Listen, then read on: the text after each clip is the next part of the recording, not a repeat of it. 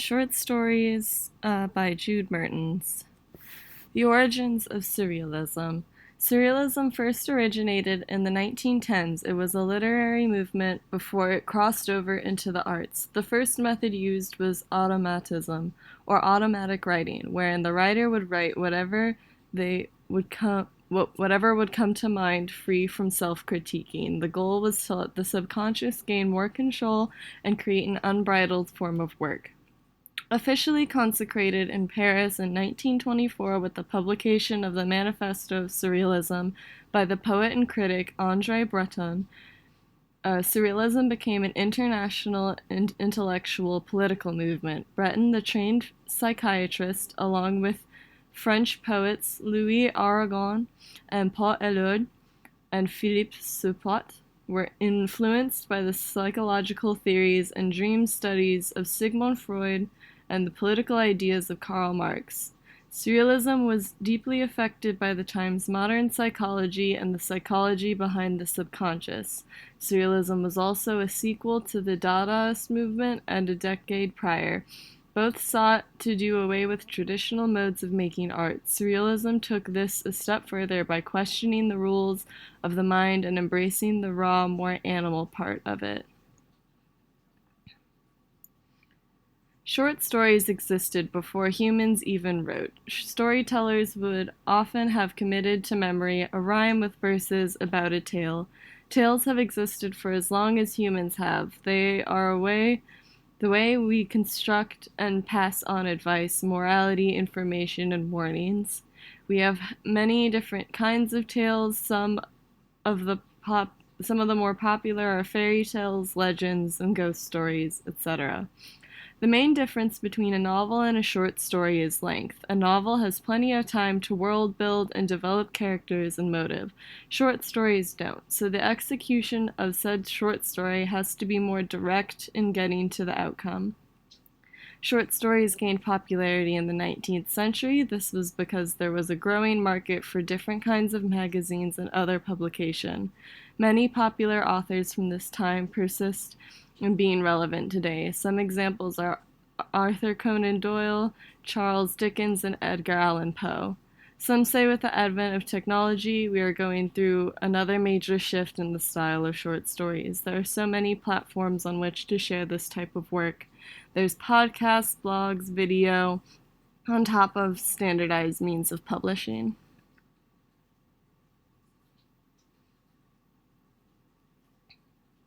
Text analysis. This excerpt from Salvador Dali's novel Hidden Faces. Dali is best known for his surrealist paintings, also did some writing as well. This body of work is very imagery heavy and doesn't have a followable narrative. This allows the reader to envision the scenes without a grounded context. This lets the reader set their own context and perspective for what this could all mean. Is it symbolic? If so, what is it symbolic of? Everyone could come up with a different answer from reading something that could mean not much of anything. The cool thing about automatism is the pressure of creating something brilliant is off, and you must simply write what comes to mind as it does. It doesn't need to make sense. It doesn't need to tell a specific story. Each line can live a separate life from the last. Altogether, strings of thought such as this tend to weave together beautiful webs of imagery and scenes to create a larger piece of work. This is the first page of the short story The Lottery by Shirley Jackson. The Lottery is considered to be one of the best short stories from the last century. It is only about 36 pages long, but encapsulates an incredibly eerie story fully within the short span. From the first page, Jackson is foreshadowing dark events by setting a specific tone. No detail is unnecessary. She only has so many pages to fill the reader in on this village tradition. In the span of the short story, she is able to tell a tale that could have easily been lengthened to a book, but didn't need to be. It is iconic because of what it is and what it is able to do with few words. Surrealism today. Surrealism is best known for being a revolutionary art movement that really changed how people thought about art and pushed boundaries. It's also known for being primarily pioneered by cis white men, and many of their works were misogynistic. There were women surrealists like Remedios Varo, but they had a lot less of a platform. Women were more often the muse or subject of the work and were often depicted in a naked or nude way, which for the time and because of the surrealist love of Sigmund Freud's work made a lot of sense. Freud's work implied a lot of subconscious ideas that relate back to sex and sexuality, which shows up in a lot of surrealist work from the time. Surrealist literature will have contrasting images or ideas. This technique is used to help readers make new connections and expand the reader's reality, or rather the reader's idea of what reality is. They pull from Freudian ideas of free association as a way to steer readers away from the societal influence and open up the individual's mind. What has stayed the same about surrealism is the reliance on the subconscious and unique thought-provoking images. It's always about challenging the mind and not letting the reader/viewer feel too comfortable. What's changed is that it is much more diverse of a genre. Nowadays, you can find artists of just about any background employing surrealism in their work, and you can find articles celebrating female surrealists from the 1920s to now. The other main change in today's surrealist work is content and media. The world was very different in the 1920s than it is today. Today we have a wealth of technology that allows artists to make completely new surrealist techniques as well as use old ones. Short stories today. In the past, what passes as a short story is just about anything that is a story and can be considered short. In the 19th century, things got a little bit more specific. In the US, there are two types of short story, realistic and fantastical, what seems possible and what definitely isn't.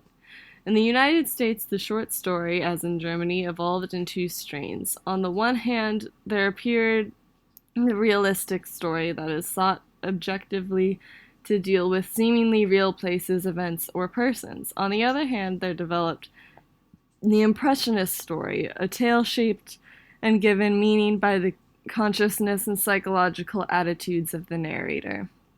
Most short stories today will fit into one of these two. Of course, there are many different kinds of short stories today and many different subgenres that can be represented by them. Many new forms of short stories have come since the creation of the internet. Now, short stories are not only written but spoken in videos, podcasts. Thousands of short stories have even been written in the form of fan fictions and blogs. Short stories are nearly boundless. Subverting surrealism. First, I'd like to play this video. There's an epidemic spreading. Scientists say it can change your brain. It can release dangerous chemicals like formaldehyde into your bloodstream. It can expose your lungs to acrolein, which can cause irreversible damage. It's not a parasite, not a virus, not an infection. It's vaping. In this anti-vaping ad, surrealist imagery is used to sensationalize the dangers of vaping. There are a lot of these types of ads around today. The idea is that the imagery will make you uncomfortable, and you'll associate the uncomfortable feeling with vaping and not want to do it. Rather than making something surreal for the sake of making something surreal, the creators are using it as a tool to relay an emotion. Rather than just stating facts that really aren't scary enough to stop kids from vaping, they show worms under the actor's skin eating their flesh. They show their skin pulsing anytime they take a hit.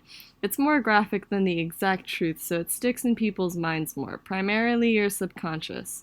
Surrealism and advertising is often used as a fear tactic like this, or alternatively as trippy, all over the place nonsense like the Old Spice commercials. There's an epidemic spreading. Whoops. Subverting short stories. My Immortal is a fanfiction loosely based on the Harry Potter universe. It is one of the most famous fanfictions and is still well loved today. Its trademark is the author's awful spelling and writing in general. My Immortal is unique in that it is loved because it is bad. Its authentic badness is what makes it so funny. It features well known characters behaving in very out of character ways, and before each chapter, there is a snippet into the author's life and her relationship with her friend. My Immortal subverts what it means to be a short story because it isn't what anyone would imagine a popular piece of literature to be. It is not written well, it doesn't follow any typical story structure. Parts of it have nothing to do with the story. But despite all this, it's popular. Why? Two reasons. It's because of the authenticity of the writer and the repurposing of an already established work, while completely disregarding the plot of this work. It's an icon of pop culture at its time. Will this piece continue to be relevant years from now when the references made continue to die out? No, but it's a great time capsule of its time and will be remembered by those of us who took the time to read it.